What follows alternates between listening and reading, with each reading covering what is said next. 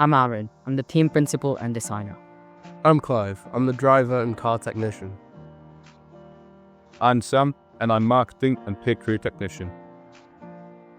I'm Nathan. I worked on presentation and marketing.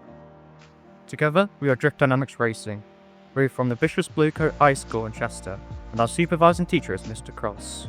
We have also partnered up with Rose Magazine, a magazine company for kids that love cars. We both share a common goal of embracing our passion for cars. This is also our first year as Drift Dynamics Racing. For the past 2 years, we've been 2 separate teams. Clive and Aaron were a part of Drifting Donuts, and me and Nathan were part of Bishop's Burnouts. We decided on the GT40 because of its legacy in Le Mans.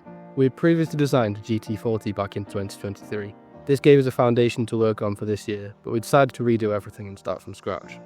One of our mistakes last year was the V8 Vantage we designed was too large for the track. This meant it clipped the barriers and was unstable on the track. So for this year, our aim was to make a car that was small and agile. So we first drew sketches of the car with the real GT40 look, and then we changed it to make it more aerodynamic. We then used our sketches on Creo to make a CAD model. A CAD model design process can be broken into 4 steps: lower body, upper body, engine bay, and additional details. The lower body took the most amount of time as it was a basis to the rest of our car. Next, we focused on the upper body. The upper body is aerodynamically important as it moves out most of the air from the front to the back. We designed it almost identical to the real GT40, but we made the upper body more streamlined. This year, we went a step further and implemented an engine bay. We also made the engine a separate part so it was easier to paint and work on. In the end, this improved the design and the details of our car. The last part of the design process on Creo were the details. We wanted to make our car as identical as possible to the real GT40. This meant adding things such as air intakes, fuel caps, and headlights. This took a lot of trial and error. We relentlessly kept trying and failing to find different ways to make this work.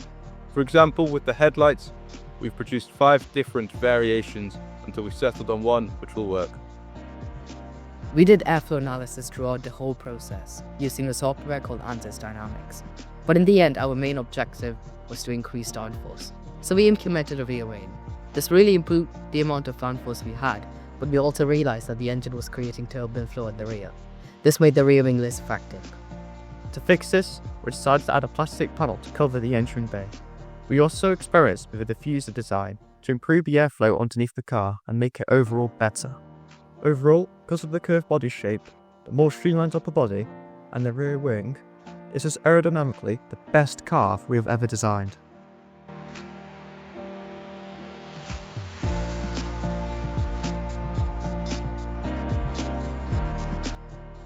Once we printed our car, our next step was testing. Initially, we used a modified chassis. We immediately ran into the problem of our car running too low to the track. We fixed this by reducing the amount that the front axles could move. On the day of the competition, we wanted to be able to have the option to run with or without magnets, depending on the time penalty included with running with magnets. And so, for our second car running without magnets, we added tyre weights to make it more balanced. However, this came with problems. The car was being too reactive in the small bumps of the track. To fix this, we found a solution from the 2005 Renault F1. They used a tuned mass damper, which is basically a mass in the middle and 2 springs above and below. This absorbed the small shocks on the track. So we designed a smaller version ourselves. We made the main frame of Creo. We used steel washers to give us a mass of around 10 grams. And we made springs out of wires. This should improve the consistency of our car. With all the adjustments we made to the design of the car, the chassis, and the tuned mass damper, we now had a very consistent car with very quick lap times. As for the finals, they're approximately a week and a half away, so we'll continue to test and modify our car to make sure it is ready to win the race.